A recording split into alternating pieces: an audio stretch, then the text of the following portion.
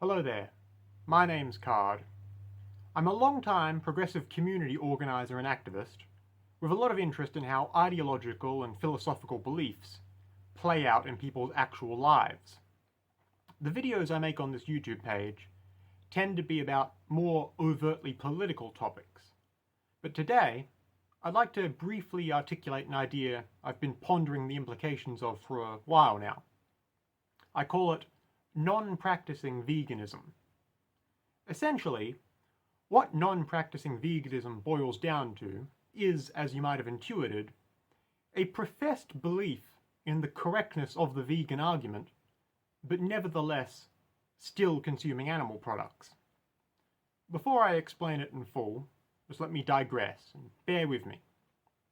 The typical vegan argument asserts that there are a number of personal and ethical benefits to completely avoiding all animal products.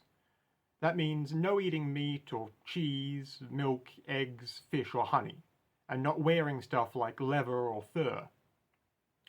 I tend to agree completely with the ethical arguments themselves, which I'd like to run through in a moment. However, I believe you can acknowledge those sorts of arguments, and agree with them even, and just not have it influence your actual behavior.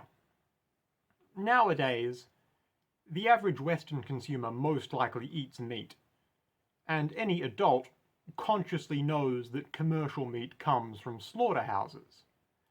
But they'd still most likely balk at the idea of personally killing a typical stock animal like a cow or a lamb, while they most likely wouldn't bat an eye at the idea of swatting a fly or stomping out a roach in their home. And surely the hardline vegans would most likely point out the hypocrisy of that, and they'd have a decent argument. It's a very good point that most people wouldn't want to kill livestock themselves, largely because of the cultural associations that surround killing, especially the killing of larger, broadly more intelligent, and more imminently anthropomorphizable animals. But they are perfectly happy to willingly consume animal products, knowing that doing so increases the demand for the deaths of livestock elsewhere. Perhaps the choice to eat meat or wear leather and fur or whatever is just easier if the necessary killing is sufficiently abstracted away from the consumer. Or perhaps the average meat-eating individual just intuits that actually you don't need a perfect, holistic, logical framework for everything you do in life. Normal people know that you're just allowed to do things the simple way without overthinking something as unexceptional as eating or wearing clothes, or getting all needlessly worked up over how other people do. Just because the value of a cow's life, compared to something like a bug's, is technically a completely arbitrary quantity, it doesn't mean you have to be fine with the idea of either personally slaughtering things or concede there's absolutely no moral imperative whatsoever about what should or shouldn't be eaten. I don't think the more recent emergence of veganism itself has created this debate, however. We know that the same basic argument has been going on since at least classical ancient Greece, when plenty of people went into having this discussion purely for the sake of the philosophical game, and we practically solved the issue 3,000 years ago. Although now, the modern vegans' investment in taking a side here and perpetuating their views is essentially what's keeping the argument going. Back then, the general consensus was that it's much more defensible and reasonable to kill and consume, say, a sheep over a horse, for example, lies purely in the pragmatic analysis that a horse has much more utility alive, and sheep, for example, are easier than plenty of other animals to raise, breed, and farm. Nowadays, we don't need to base our reasoning on what to eat on the purely pragmatic anymore. We're long past the point where commercial farming is done by township collectives in dire need of maximizing resources just to survive. If we really wanted to, humanity collectively does have the resources to mass farm and slaughter any sort of animal at once, and we stick to a particular handful, like cattle, pigs, and sheep, in most of the West today, largely just out of tradition. The capitalist powers that be could and would start farming anything that lives on this earth en masse tomorrow if there were suddenly enough demand to make doing so profitable. I concede eating meat isn't essential to humanity's survival anymore either. And in order to skip the argument, I'll agree completely to that. I'll even concede that a lot of the meat industry is run completely irrationally. But that alone doesn't mean I'm going to change my behavior in any way, though. That's my non-practicing veganism. I'm still going to eat meat because I enjoy it and it's readily available. I don't think the analysis and application of ethics should be about trying to strip yourself of every pleasure in life just for the sake of being purely rational. For the argument that with every single piece of meat I consume, I'm unnecessarily killing some poor animal for my own pleasure, yeah, I agree completely. But consider the following. I enjoy it, so I'm going to do it. I believe the vegan worldview, I just don't follow its prescriptive dietary commands. It would be like, say you were an Orthodox Jew, so you believed, among other things, that kosher dietary laws were unassailably correct and properly interpreted instructions from on high not to eat certain types of meat. And let's say you were devout in every other respect, but you still enjoyed a pork chop every now and then because you reckon God will understand. That's fine, and at the end of the day, you're still Jewish. Or say, maybe you're someone who smokes, even though you're perfectly aware it's not the greatest thing in the world for your health. Realistically, no adult who smokes cigarettes isn't aware of the health hazard it poses. They're not lung cancer deniers or anything, they just accept the potential health hazard. If eating meat and milk and eggs and wearing leather and using any animal products is a moral hazard, it's one I'm perfectly happy just accepting too. This is basically the crux of non-practicing veganism. I acknowledge the ethical correctness of the argument, but I'm not changing my behavior. I'm fine with it, and that's what matters. And while we're on the topic, I think I might as well address a few related issues. There are some people, even more radical than most vegans or vegetarians, who extend the argument that all animal life is equal to inexplicably include humans in that judgment too. That's to say that not only is a large sapient mammal like a pig and the lowliest gnat, for example, each of equal sacrosanct worth in their life, they believe any animal at all is as valuable as a human.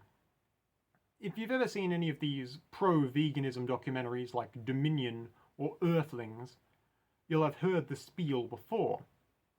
Essentially, this line of thinking points out that yes, there is no all-knowing, independent and unbiased source that can objectively say that one type of animal's life is better than any others, including humans.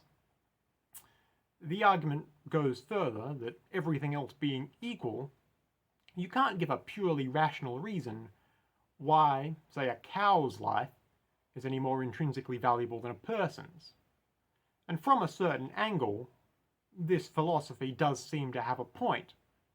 Again, it's true that a lot of the importance that human society at large projects onto animals is devoid of any sort of actual objective measure of worth, but you don't need a perfectly rational argument to explain why you think a person is worth more than a pig, and it's certainly not speciesist to think so. Now, the person who expressed this all animals' lives equal view are real hardline types. But I assert that no one actually believes that, even if they say so. No one, not even the loudest among the hardcore environmentalists, actually believes that any animal's life, no matter how small or fleeting, is equal to a human's. They're just pretty clearly trying to make a point about how wider society arrives at norms without any sort of implicit objectivity. It'd maybe be a decent point too, if you only looked at the argument in a vacuum, but it falls apart when you consider the actual implications for even a second. None of these people would really treat any creature's life like any other's. Where any two groups of living things' respective value were to be weighed against one another, then it would be purely a matter of numerical quantity. Show me, for example, any self-described animal rights activists who think, say, 2 mice would be doubly as precious as 1 person. No one really thinks that, and if they did, they would be wrong. It's like when anti-abortion activists try and tell you they think any fertilized egg is a sacred life. That's not true, and they don't actually think it either. They just want to undermine your right to terminate a pregnancy because they're a reactionary zealot. Think about it for a second.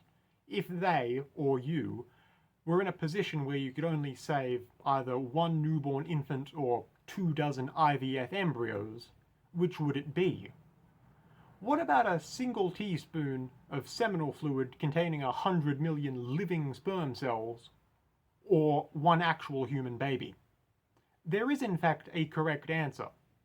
Have a little common sense in either case. Not all life is equal. No one really thinks that, and if you say otherwise, you're not making anywhere near as good a point as you think you are. And while I mention it, when you hear someone argue for a position that defies any good sense, don't just try to refute it. Save yourself the time and normalize just saying, no, you don't actually really think that, and no one does. Especially since a lot of people arguing for stuff out there in the world are doing so in bad faith. Don't ever fall into the trap of trying to change hearts and minds or save anyone's soul by talking to them. When it comes to veganism, teaching people to be conscious of the animal products they use and where it comes from is always going to be better than trying to reason yourself or others into why you supposedly shouldn't eat meat or drink milk or wear things made from leather. If anyone says otherwise, at this point the go-to should be to say, sure thing pal, but I'm still eating meat though.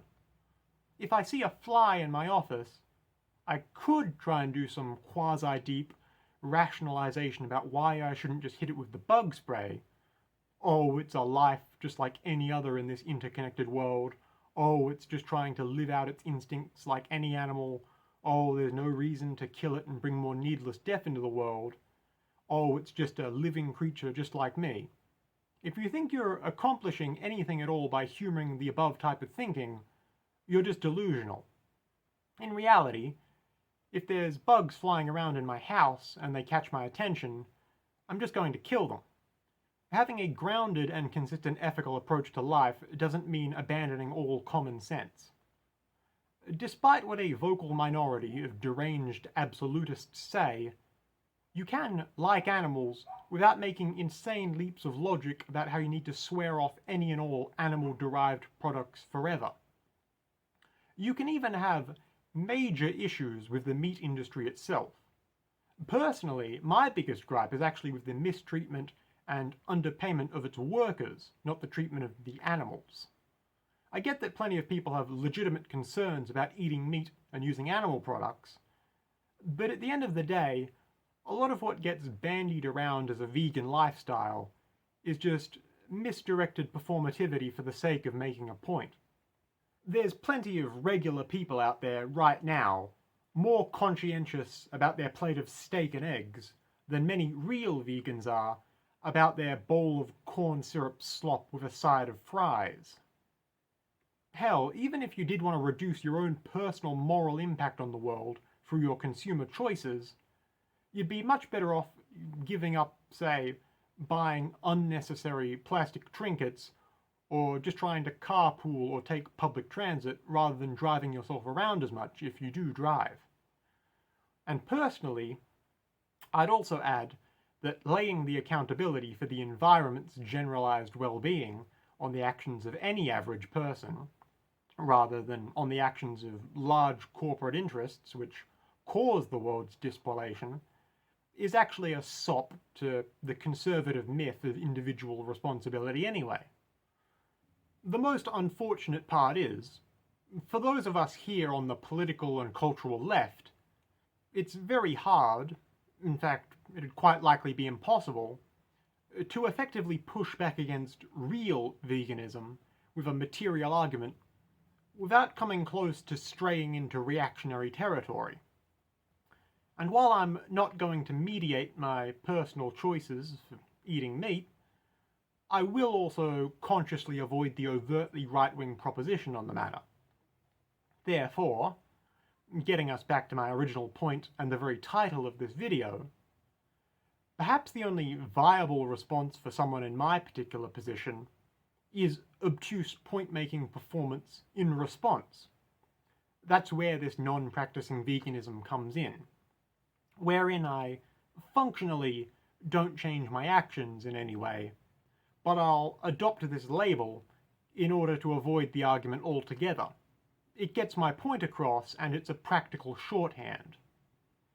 If I ever get asked in real life about my dietary habits in progressive circles, I feel completely capable of just saying, yeah, I'm a vegan, without elaborating.